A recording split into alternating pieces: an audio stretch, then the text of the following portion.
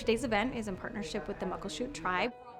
We're here at their resource center to continue to advance digital equity. The federal government has a program called the Affordable Connectivity Program, which is available to help people get access to the internet and to have a subsidy toward their monthly bills. Most people can receive up to $30, but people living on an Indian reservation can receive up to $75 per month. We are signing people up for the IE program, which is Internet Essentials.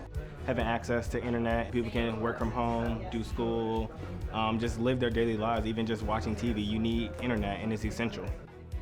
It's not just about having a free subsidy, it's about having a device and then understanding how to use it. So today we were able to help folks sign up, so that's step 1. 2, we also are providing 150 laptops to the community. And then 3, with the support of digital navigators, we can help folks have that digital skill and relevancy to make sure that they're connected, they can afford it, and they can use it effectively.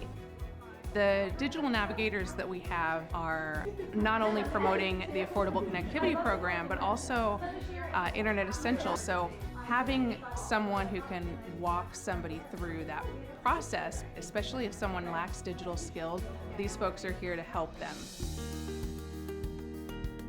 Multimedia Resources and Training Institute, also known as MMRTI, is a nonprofit organization. We give youth a voice in terms of what they want and need and resources.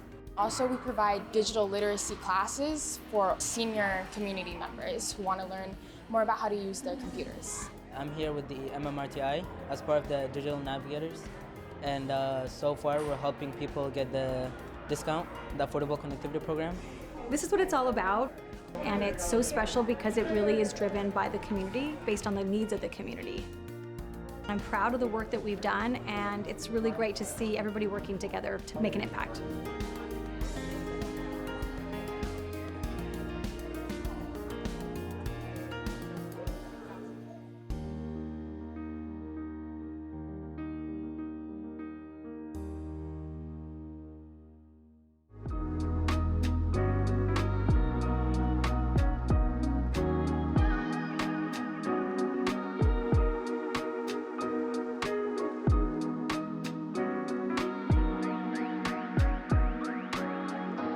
This was the first day this year I could take off the sunroof and actually not be cold.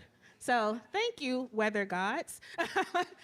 My name is Alicia Crank. I am the executive director of Seattle CityClub. Thank you for joining us for our May Civic Cocktail. I'm so excited to kick this one off. We've had some great civic cocktails this year here at the Collective Seattle. It's such a wonderful, versatile space. Because of you, actually, we're usually over in the room across the way, but so many of you kept emailing me at the last minute.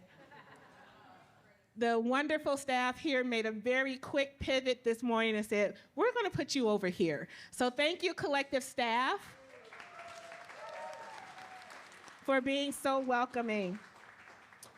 I want to give a thank you also to Bermudez Media, our production group, and also to our title sponsors, Comcast, some who are in the audience today. So thank you so much. So just a couple of housekeeping things. We are going to have a moderated conversation for about the first 20 minutes. Then a couple of journalists that we've invited will ask a couple of questions, and then we will save the rest of the time for audience Q&A. If you have audience Q&A, there is a pink box over on the floor to this side, and my colleague Jeff will be over there with the microphone, and he will hold that microphone while you ask your question. We do have a very scheduled time today, so we are wrapping up at 7:45, so please be mindful of your questions, but also know that if we run out of time, we will send your questions, if you give them to us, to the mayor's office so that they can be answered that way. So please don't feel slighted if you're not able to get your question in. With that, I am, again, very happy that we have Mayor Bruce Harrell with us today. And he actually was just inducted into the WIAA Hall of Fame this afternoon. If you did not know, he played for Garfield High School and UW in football, baseball, and wrestling. So not messing with you. So with that, I'm going to go off to the side and hand things over to our moderator for the evening, Mr. Michael McPhearson from the South Seattle Emerald. Hello, everybody. Thank you for being here, and just come on up, Mayor. I don't really need to introduce you. Everybody knows who you are already. But congratulations for the Hall of Fame. Thank you, Michael. Thank you very much. Yeah. Appreciate that. So we're going to go ahead and get started because I know we don't have a lot of time, and we want to get to the questions from the audience. So I know that before you were mayor, you were the city council for quite some time, and you actually had a chance to be interim mayor for like 5 days or so. So you had a chance to look at what Usually it meant. when people say that, people start laughing 5 days, but see, we're cool now. Right, right. But you had a chance to see what it looked like to be mayor up close during that period of time. But now you are mayor, you were elected. And I was wondering, is there anything that surprised you? You were like, I couldn't imagine this. Is there anything that's happened in the past 16 months? Well, I think it was 2017, I was mayor for those 5 glorious days, and between 2017 and when I took office in 2022, nothing's changed. It was pretty much the same Seattle. No, in all seriousness, I think what perhaps surprised me most, and I don't mean to denigrate any previous mayors or any city councils or any city leaders or activists, but what surprised me most was the level of, I think, demoralization and fear in our city. And I think internally, from a systems perspective, the lack of systems within the city. You know, we have about 40 plus departments, 14,000 employees. And I assumed that the machine was working a little smoother. And so as we hit the ground running and I tried to make sure I had right leaders in place, as I continue to do, I realized that I also had to sort of build internal systems, communication systems, and morale, quite honestly. You know, it's really an honor to serve this city, and a privilege that I don't take for granted. We try to do the best we could. We try to work extremely hard. We're subject to a lot of criticism. Your brother just asked me a question that I know he said from the heart when I walked in about our homelessness situation, which saddens me. But it was the lack of systems and I think the morale that surprised me, lack of morale, positive morale that surprised me the most, I think. Sure. Well, with COVID and George Floyd and all the protests, you know, it's hard for people to keep up their spirits. And yeah, you're going to get criticism because that's part of the job, you know. So, They didn't tell me that, by the way. No, they didn't. You No, didn't know that. Didn't read Should've fine known print on that now. one. Okay, so, but in 16 months, what do you see as your biggest successes, if there have been any? So, Michael, that's a fair question and a good question, and I'm not sure how to respond to that. I have the answers here to some of the questions I expected. That wasn't one of them. So I don't mean to give you a bad answer, but it's probably going to be a bad answer. No, just tell the truth. Well, I don't look at it as successes and failures. Okay. It's a journey, because I could take any part of our ecosystem, whether it's homelessness, housing, race and social justice, climate change, education, public safety, transportation. I could take any part of our system, and there's a journey toward continuous improvement. So as soon as you start bragging about a victory lap in one of those systems, then you subject yourself to criticism. But I will say a few things. Okay. I'll say that I hope I've changed the conversation about public safety.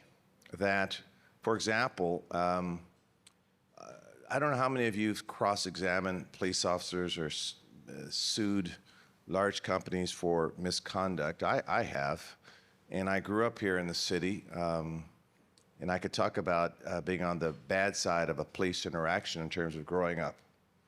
But I also want 7-minute response times. I want constitutional policing. Right now, our police department are showing in all of our stops less than 1% of force being used against our residents. I meet with our police officers as an example, each one. And as I recruit them, I say, I want people to come from the community to protect their community. And this is a unifying element in our city.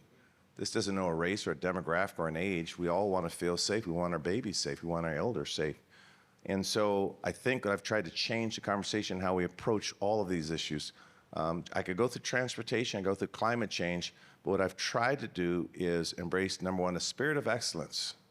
I mean, quite frankly, I work really, really hard, but people around me even work harder. And so what I say is for every city employee that you are the ambassador, the marketing specialist, the subject matter expert for the city. So whether you're picking up a call or responding to an email, I want the city of Seattle to be known for customer service, responsiveness, and commitment to excellence. And anyone that works with me, they know that I live this. This is my life philosophy. My wife's been with me since I think we met when we were 18, 19 years old, and I've tried to live a life that way. I ask for grace, though, because in that kind of aggressiveness for excellence, you will make mistakes. That's okay. I made about 5 today. I give myself an allotment of 10, so I still got 5 more to go. So I'm feeling pretty good. That's pretty good. I make more mistakes than that every day, so that's pretty good. Well, you were just talking about some of the challenges, and back there, people were asked what are some of their priorities, and there were quite a few. And some of the ones we saw is the economy, affordable housing, public safety. You mentioned health care, mental health, gentrification, homelessness, climate change, and transportation. Now, while we're not going to be able to get to all of them today, I thought I wanted to talk a little bit about the economy. And I saw where you talked about downtown being the engine of the region. So I want you, if you could tell us a little bit about how do you define a strong economy? Because if we can understand your definition, it kind of gets at your philosophy, and then we can understand maybe where you're trying to go and what you want to do. Sure. Well, in economic terms, I'd describe an economy as lower unemployment rates, optimization in terms of GDP. We'll talk about a thriving business environment where all people matter, from the janitor to the CEO. I mean, that's sort of the kind of economic matrix we would look at. I describe it a little differently often, though, and that is how well are we treating the poor? How well are we treating all people in our society? We are, the fact of the matter is the data would show we're one of the more affluent cities in the country. Per capita on income, we're within the top 5.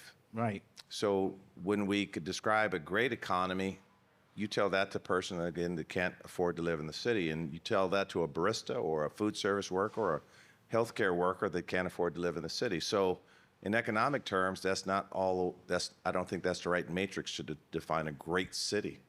And so our administration takes great pains to look at, are all boats rising? I do not want a city of just the wealthy. You remember an old Greek philosopher said, any society is unjust where there's extreme wealth and extreme poverty. And so that's sort of our North Star, is how are we helping all boats rise? The fact of the matter is there's a lot of wealthy people and healthy corporations here. And when I talk to those folks in positions of leadership, I talk about their corporate social responsibility. To me, it's almost immoral to be worth $180 billion and to live in a city where people are living in cars. I say immoral, not unlawful. It is. Yeah, I agree. For sure.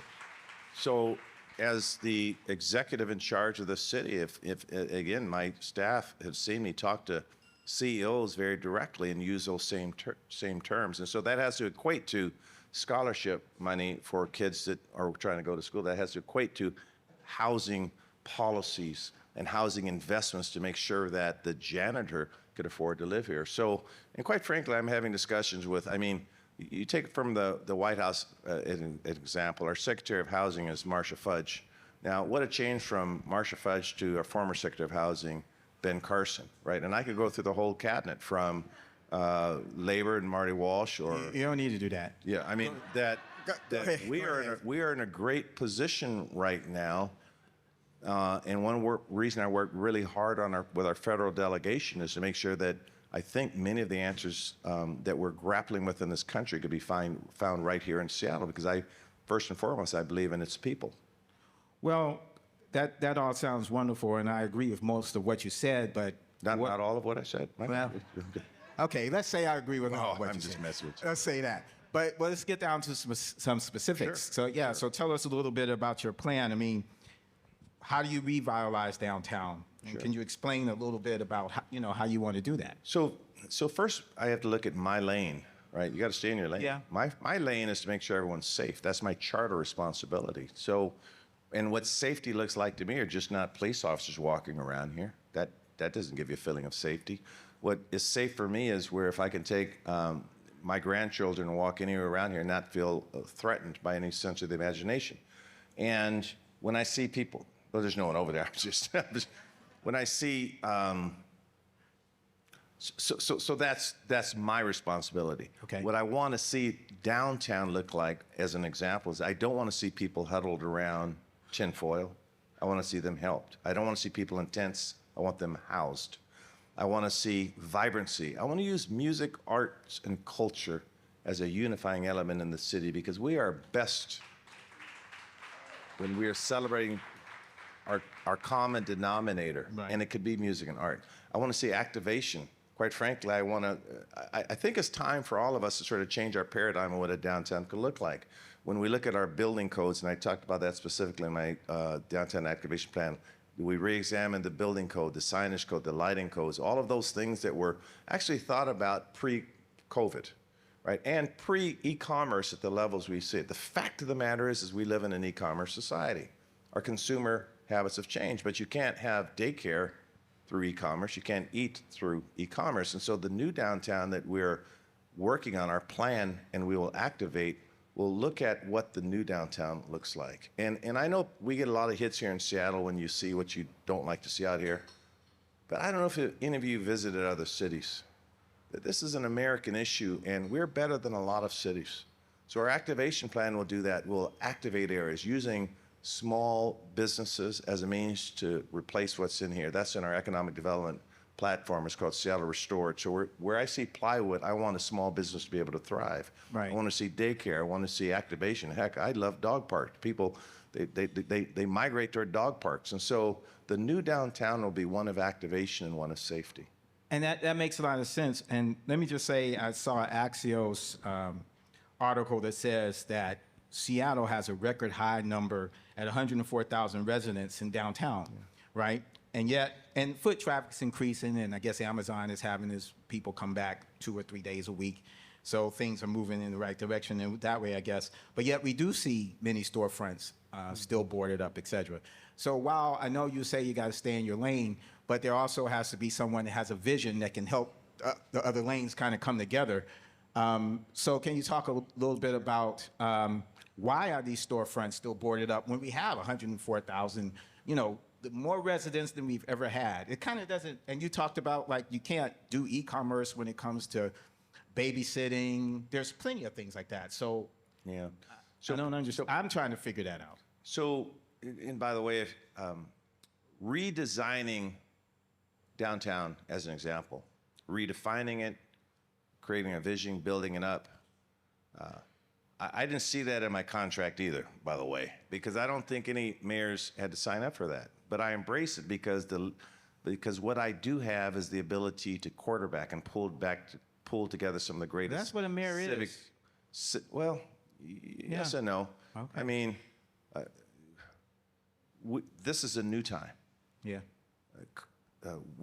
We're going through COVID, and with the advance of e-commerce, I will embrace it whether we can argue or not or debate whether that's my job or not. I embrace it because I think it's the greatest opportunity we could have. When we look at the waterfront, for example, we look at the convention center, which is a $2 billion facility. We look at the waterfront where you're going to see the connectivity between the market and the aquarium and the downtown. We have an incredible opportunity. My job is to be a convener and a thought leader. My job is to be a visionary. And so I'm making sure that I'm having the discussions driven from those 100,000 plus residents and advocates, labor advocates, environmental advocates, business leaders, civic leaders. The greatest things that have happened in this city, in this area, I'll talk about the cleanup of Lake Washington or World's Fair, was done when you had visionaries, not all mayors, by the way. I'll take leadership in any form or fashion because I believe we all have a leadership gene in us. My job will be to convene, and quite frankly, we have these meetings almost weekly. I had a meeting this morning with a person that has the means, the resources, and the commitment to help me rebuild downtown. So this is ongoing work we're doing, but it's not going to be from the top down. It's not going to be from the billionaire level down. It's going to be with all of you. So I'm hungry for ideas, on what this new downtown should look. And I say this with all of my heart, that I won't be happy until all voices are heard, but we continue to think about our most vulnerable. I know I get long-winded, Mike, Yes, but I'm going to okay. say this. For the first time in our city's history, yesterday we convened an all-day meeting with all of the tribal leaders. All of the tribal leaders, there's around 29 different tribes that have suffered. And this was a visioning exercise on how we can embrace our first people and the strategies we're going to develop. I had most of my department heads there, and quite frankly, there were tears shed in this meeting by many. And so we are trying to create something special here, not status quo. So no, my lane perhaps should be helping this vision, but it's going to be awesome, and that's what I signed up to help the city in this regard. Well, I had several other questions, but there's one in particular I want to get to, and that's about police accountability. Police accountability and public safety. So I know that the Department of Justice and the city are jointly seeking to end the Seattle Police Department consent decree, which has been in place since 2012, and replace it with new compliance plan calling for continued oversight and work on police accountability and crowd control tactics. Now, I know some people feel like that the consent decree shouldn't be ended because the police really haven't changed. Some people think it should be. So, but that's not, I'm not going to ask you about that. What I want to know is, with the new compliance in place, and specifically, how are you going to hold police accountable? What are you going to do to change the culture of policing in a way that they are actually held accountable? There's a few things. First, when I was actually on the council, I took a good look at the consent decree and said, how do we memorialize many of the safeguards in place against under-regional force and racism in policing. For example, I passed the bias-free policing law, which looks at the data. Who stopped? Why are they stopped? What happened after the stop? And I required the department to track it. So I did that, assuming I wasn't coming back into politics, to make sure I did that pre-2019, to make sure that that was a critical component on who seems to get arrested or have incidents of interactions with the police more than others, number one. Number two is, as we filed for the documents to get from under the consent decree, we looked at the Office of Inspector General. We're staffing that up, beefing that up with more people, because that office will be one of the legs of accountability, to give them more muscle, if you were to have muscle memory, such when the consent decree is over, and I actually believe it should be over, that we have in place institutions to make sure that we stay on the path that we're on. I met with the co-chairs and the leaders of the Community Police Commission, and we're looking at what changes in there, if any, and there's going to be a change of leadership in there. We have a national search for leadership in the Community Police Commission. That is you. That's the community coming together to hold the police accountable. So we're looking at how do we beef that up and strengthen out their issues. So I'm giving you a few examples of, I don't take it lightly. I don't take accountability lightly at all. Right. And quite frankly, I have a history in doing this. So I'm pretty excited about, quite frankly, having some freedom from the court to make sure that we impose the highest degree of excellence. Our recruiting strategy, for example, is changing on who we're trying to recruit. Right. And the creation of a third department goes right into accountability. So, I mean, I'm pretty well versed in this because I'm passionate about making sure we have constitutional policing. Well, let me ask you this, though, because those kinds of things you're talking about, and I've been in many cities, and I've dealt with police in different ways, not the same way you have, but like them in my face and protests and things like that. And we've put a lot of these things in place in different places, and it didn't work. One of the things in Seattle, you're referring to? No, I'm talking about in different places. So, but one of the things that has stood in the way in some of these places is the police union. So I'm not real clear to what degree the union stands in the way here. So I'm asking you, and how do you deal with the police union? Yeah. So Seattle Police Officers Guild, SPOG, as the union. Yeah. And you know, it has presented challenges in the last couple of years. I think we have to be honest about that.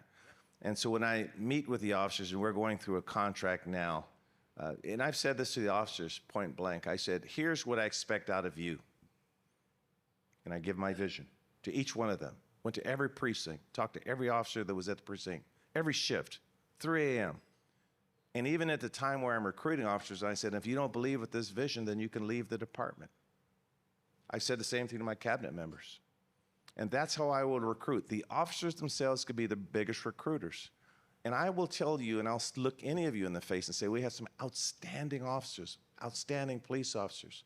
And I need those officers to be the norm and the loudest and the most articulate and the most visible, because I don't need the few officers that could perhaps not see my vision to be the spokesperson. So I am confident that that's part of my job as well, to not talk down or punch down to the officers. And when I say that we're using less than 1% of force in stops and incidents, that just didn't happen organically. That's because I think now the officers realize that most people, I ran, quite frankly, on a platform of public safety, keeping everyone safe. I said, and many of you know I'm half African-American and half Japanese. I talk about being biracial in the city, particularly growing up in the black community. I said, look, my black community stands to lose the most if everything is just chaotic and there's anarchy everywhere. Right. So I think my officers understand that. And so we will continue to recruit officers that have my vision while I'm in office, and we won't compromise any of that quality. And I have to tell you that everywhere I go, I talk to the officers, and quite honestly, for me, it feels good. And I commend them when they do the right job. I use this expression: catch someone in the act of doing something good. That's why I was the first proponent of body cameras. The first proponent. I wrote an op-ed. People thought I was crazy. Mayor, I don't want to interrupt you. You saying you were long-winded. I get fired up on this stuff. Yeah, I see. I said I've not seen it work too well, so we'll see where it goes. And while these questions are being asked, people from the audience, if you would like to ask questions, there's a pink box, but right there that you can line up, and you'll have the opportunity to ask a question, hopefully. And so now I turn it over to Josh Cohen. Mayor, since you talked about your third department, what can you tell us about your vision for alternative policing, and when might we see that department off the ground? So we hired a chief, Rebecca Gonzalez, to head up that third department, and that correlates to our 911 system. We're looking at a dual dispatch system. To answer your question directly, this year we should have our pilot in place. And quite honestly, it goes back to the question you asked, Michael, about bargain for conditions of employment, that when I'm looking at some of the things we want this new department to do, they have to be bargained for. So I do have a bit of a challenge on bargaining for what they can do in dealing with SPOG. So therein lies our challenge. But I'm confident by the end of this year we'll have a pilot in place, and we'll prove to the city council it's a good pilot. And then coming into next year, 2024, we'll go beyond the pilot and have good deployment. And I can't say much more than that because that's just the level of knowledge I have at this time. I know the council has been somewhat impatient, but quite frankly, we're dealing with the budget that was sort of passed down in some of our efforts in this regard, and some of the challenges we have in dealing with the SPOG negotiations I inherited, I didn't create, so we're trying to negotiate through, but that's been the biggest challenge on the creation of the third department.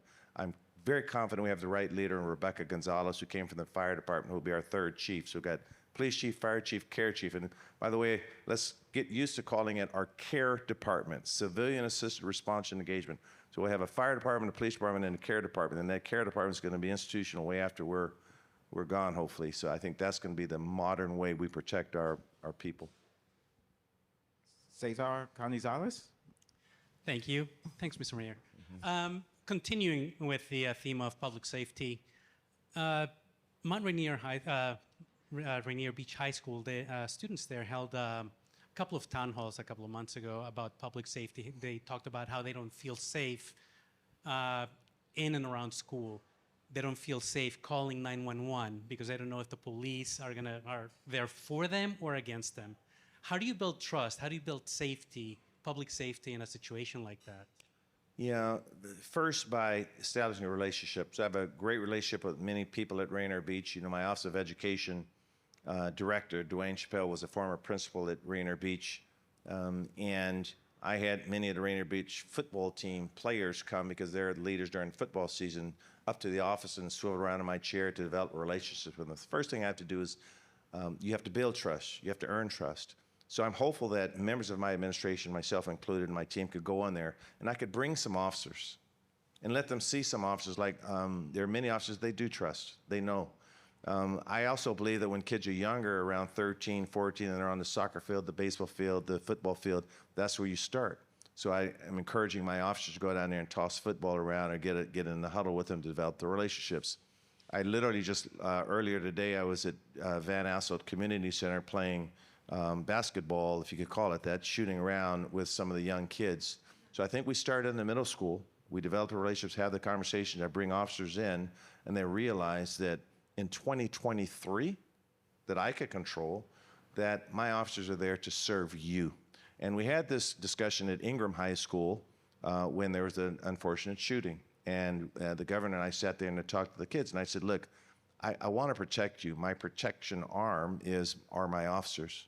And I think it's starting to gel. So my discussions with Dr. Brent Jones as the superintendent are that, students, you tell me how we could build trust. You give me the roadmap because we want it. We want to earn it. So the answers are hopefully coming from them, and the answer I just gave you is largely emanating from the students themselves. Okay. So now, do you have another question? Or one? Sure. Okay, one more. Council members Nelson and Peterson and City Attorney Ann Davison just announced plans to introduce legislation that would criminalize public drug use in Seattle. I'm curious just your thoughts on that. Do you support the idea? And how does it interact with some of the other efforts going on, like the Third Avenue project, or some of your recently announced plans like the gift cards, the recovery centers downtown, things like that? So I went down to Councilmember Nelson's office yesterday to have a discussion with her, and so I'll just tell you how that discussion went. What I said was that, number one, is our state legislatures and the governors, number one, they're friends of mine, should be friends of hers. And I said, we have to have a conversation. Can they figure this out on a state level? Because I don't want Kent or Federal Way or Renton coming up with this hodgepodge of laws. And we did assume the governor did exactly what he was going to do to call it a special session. So I don't think the city should jump ahead before these are the folks we voted in office to help us figure out this with a region-wide approach, number one. Number two is I think we've effectively laid the groundwork that when people are using fentanyl, they are sick, they are unhealthy. This is a health issue. And I don't need to arrest someone and just let them out the next day or next day. I want to treat. So my executive order says we're going to go after the distributors. Okay, we will make sure that we stop this dumping of fentanyl, which is cheap to make and lethal. We'll make sure that we go after that traffic. But when people are sick, I want a health strategy. And we've laid the groundwork for that. So I'm leading with that. I also recognize that I don't want someone on a bus sitting next to someone that's using drugs. So I'm having conversations with the right people right now at the state level. We'll see what comes out of that, and then we will move forward. And I will decide as mayor, I will propose something if I think the state is inadequate to protect Seattle, okay? But I don't think that that those conversations with the caregivers, the counselors, the police officers, the first responders, the community-based organizations, the community, I don't think those conversations were had either. And that's the way we lead in my administration. We talk to people first. The best answers are going to come from the community and the people on the ground doing the work, not at a press conference. That's how we lead. Thank you. Thank you. Okay, so we're going to take our first question from the audience. Boy, they really lined up there. My yeah, they are. Gracious. People want to hear. They want to hear from you. Okay, I'll keep my answers tight. Yeah, do that. Hi, my name's Angie, and I'm a small landlord in Ballard. And I wanted to ask if you're aware that the rental housing registration database that the city has, we've seen actually a really sharp drop-off in small rental housing, kind of missing middle single-family rentals, duplexes, triplexes, backyard cottages. And at the same time, we've had many, many new regulations that have introduced a lot of risk and complexity for Seattleites who want to offer rental housing to other Seattleites. And so my question is twofold. Have you read, there was actually a small landlord stakeholder group that happened last year, and there was a little report issued last fall that nobody's really read or talked about at all. I was wondering if that's made its way to you, and also whether there's anyone in your administration who can be an ally or advocate for people to work with who do want to offer rental housing to other people. Yeah, so yes, I've read much about the small landlord data that's being produced and the conversations that I've had. And I don't know if you followed my race or not when I was running for office, but I continually said it was the small landlords whose voice seemed to be not heard in politics, in local government. I once was a small landlord. My wife and I owned one small rental house, and I get it. Our Office of Housing, Michael Winkler-Chin would be a person that you should contact her. She comes from a PDA background, a Public Development Authority in Chinatown. She's very well versed in not only housing policy, but particularly the plight of small landlords. That's under Tiffany Washington, my deputy mayor. But what we did is we created a subcabinet of housing. So under my deputy mayor, Tiffany Housing, everything that touches housing is under one person. That's the model I created. So I suggest that you contact our Office of Housing. Quite candidly, I say this, that if you're not getting through, email me and I'll see what we could do. Hi, my name is Kristen Smith. I'm an educator here in Seattle, and I'm here because I'm really worried about how the climate crisis is affecting my students. I teach in Southwest Seattle, and my students even recently have been affected by the flooding in South Park, the wildfire smoke, of course. And beyond the health impacts on my students, I'm really worried about the mental health impacts. I've been teaching for 15 years, and the last few years, the impact on student mental health is really significant. They're really worried about their futures. And I was excited to hear about the building emissions performance standards. I think that policy is really important. But I'm worried about the timeline being too long for our young people. And so my question is, what specific actions or plans do you have to address the climate crisis and climate resilience in our city on a timeline that's relevant for the crises we're facing? Your answer about climate change is so critically important, because in the issue of our lifetime, when we're talking about homelessness and education and race and social justice and these critical issues as well, that our planet is dying, our water's getting dirty, our air is being polluted, and we are pretty aggressive in our plans, but we can't be too aggressive. So our Green New Deal, we look at it, and to answer your question directly, in our performance standards legislation that I'm presenting, when we look at our buildings as an example that emits 27% of our emissions, we had to work with many communities because some of this is expensive, and I have buildings right now that are vacant and they are losing money. And so what we try to do is present a suite of legislation that gets at the, excuse the pun, the sweet spot. We talked about having about a third of these buildings, or all of the buildings, compliant by 2050, and I'd agree, can we be more aggressive? So we stuck something out there right now. We're gonna see if we could fine tune it. But again, we worked with communities. When we look at our tree canopy legislation, I was very aggressive. 1 for 3. Every time we tear one down, we're gonna build 3, not 2, but 3. We looked at where in our city, where when we talk about a 30% tree canopy that we wanna build and grow and nurture, that we looked at in areas where we are doing very poorly. And so we led with a lens of equity. When we look at our transportation right now, you know, I look at light rail. This is a $53.8 billion project. This is the biggest climate effort we can do when we're trying to move people. I said we lead with transit, we lead with light rail. And so what we're trying to do as an administration is keep this in everything that we do. We realize that this is, again, a unifying element. All our young folks, our older folks, our seasoned folks, regardless of racial demographics, we are learning that climate change is real. So hopefully our plan, our Green New Deal, which, by the way, we were recognized internationally for our Green New Deal that we presented. And many cities are trying to copy what we're doing. Can it be better? Yes. So I do commit you to looking at it, listening to feedback, but we've tried to put a stake in the ground. And we have, we had President Biden here last year signing on Earth Day, signing legislation because we had one of the greenest governors in the state. Why not here, right? Right not here in the Emerald City. And so I'm trying to lead with this because it's the younger voice that they really get this, and that's our obligation as stewards of the planet. So thank you for the question. Hi, my name's Myriah Grace. I'm a licensed real estate broker and property manager in Washington, but I find myself on the other side being the tenant in a situation that is uneasy to say the least. My entire building's been given notice that we have to move. Some people have already moved. And we're under the tenant relocation assistance program. But what we're noticing as residents is that they're basically just pressure washing and painting our building. They're putting us in danger by doing some balcony renovations while, we're in occupied units.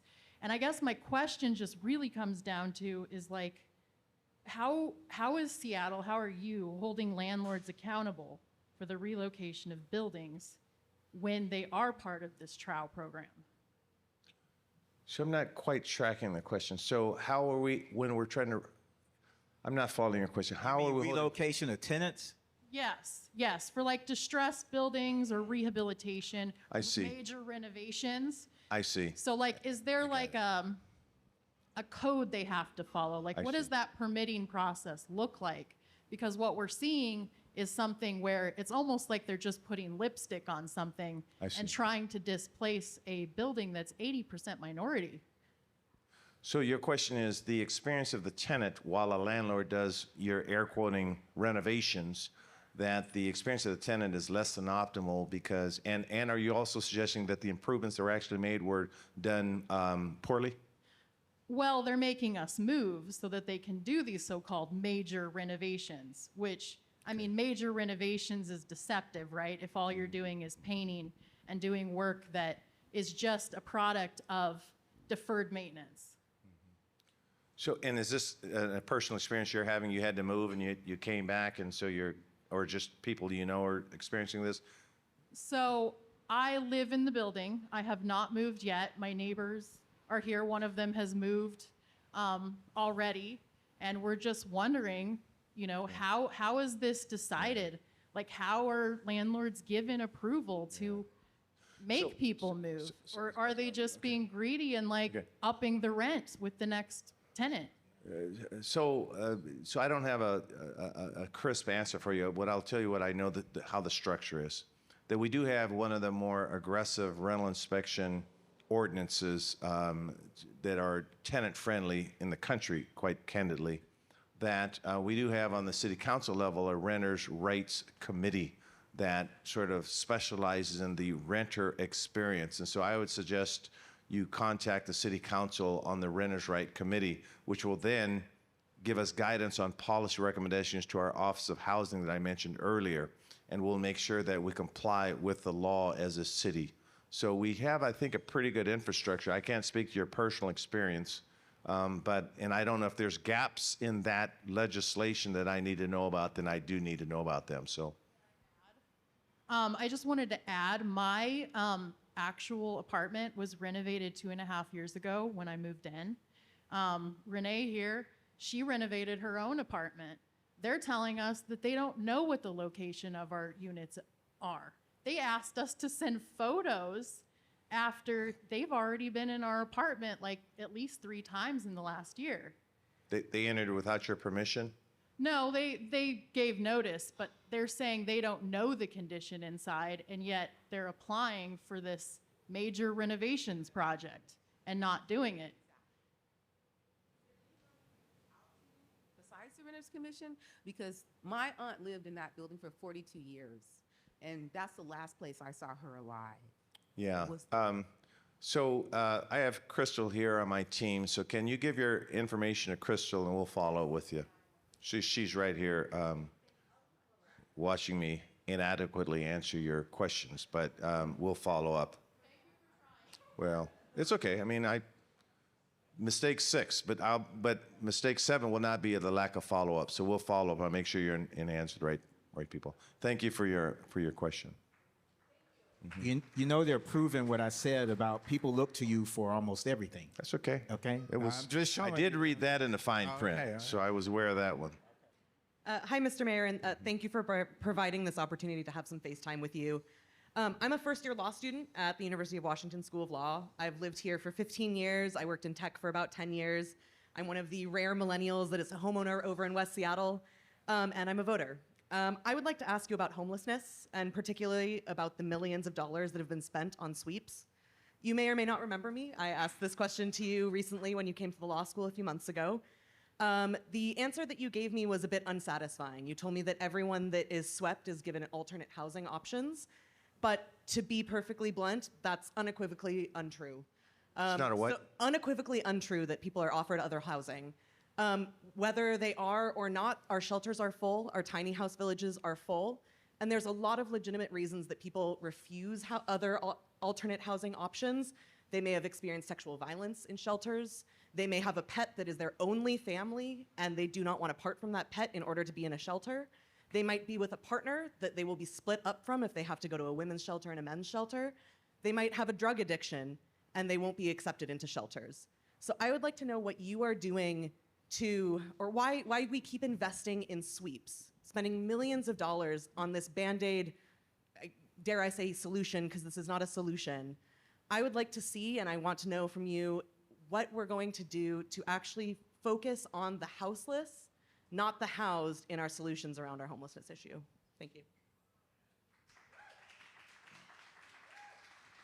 So I'll answer your question directly, but it's liable to be the same answer that you described as unsatisfied.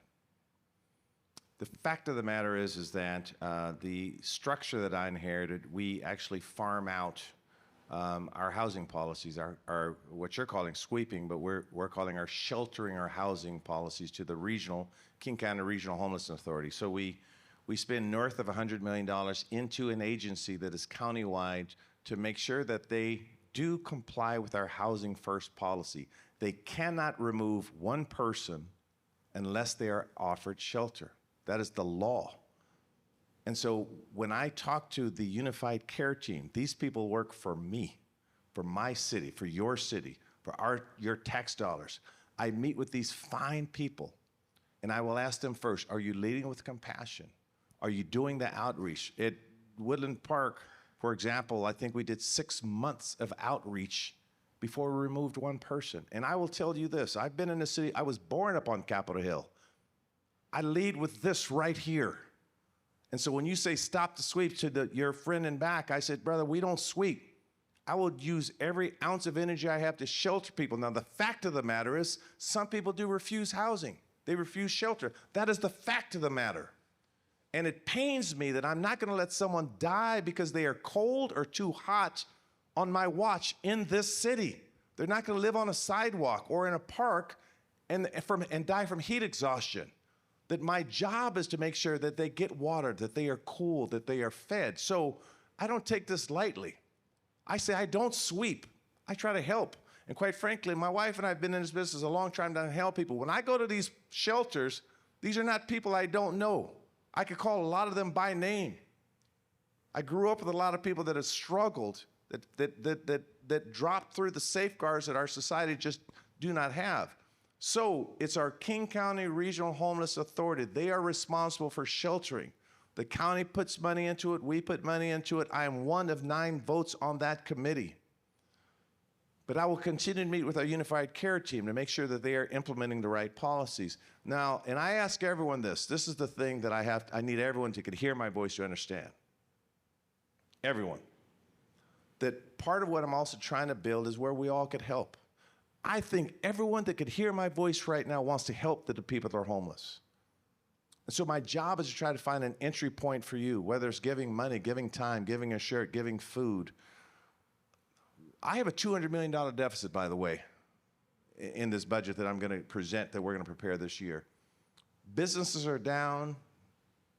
B&O is down. And so we will not criminalize poverty, to your question earlier. So we will try to shelter using the King County Regional Homelessness Authority as a tool under Mark Dones, and we'll do the best we could. And if my answer is unsatisfactory, then I suppose it's just going to be unsatisfactory. Well, let me ask you something, because maybe I'm not really hearing this, but she's saying that everyone's not offered shelter. And the policy is, the law is for that to happen, but that doesn't mean that's what's always happening. So my question is, if a person isn't offered it, what can that person do? Because you're not there, so you don't know for sure everybody's being offered, right? So what can that person do when they're not offered? It is my understanding, relying on my deputy mayor, my department head, my managers, my employees, that everyone is offered shelter. And so if you're telling me they are not, then email me when it is, and I'll make sure that they are. Because you are right, I'm not actually out there watching it. Now, I've seen videos, I've seen phones, and I have not seen someone not offered shelter. Now, I'll tell you this, offering shelter could be a token. Hey, do you want to go somewhere? Get out of here, buddy. That's not a meaningful, our offer has to be meaningful. We have to look at the inventory. We track everything. And by the way, the first thing we did is say, we're going to open up the data. I want to see where everyone's living, how we can help them, how long are they living, who are they, how can we call them by name to help these individuals and not look at them as though they're just statistics. So if you're telling me your experience, and I don't mean to put you on the spot because I'm not making it personal. By the way, I appreciate your question and your commitment to this issue. But you're telling me that you apparently have a life experience where you're seeing people not offered shelter.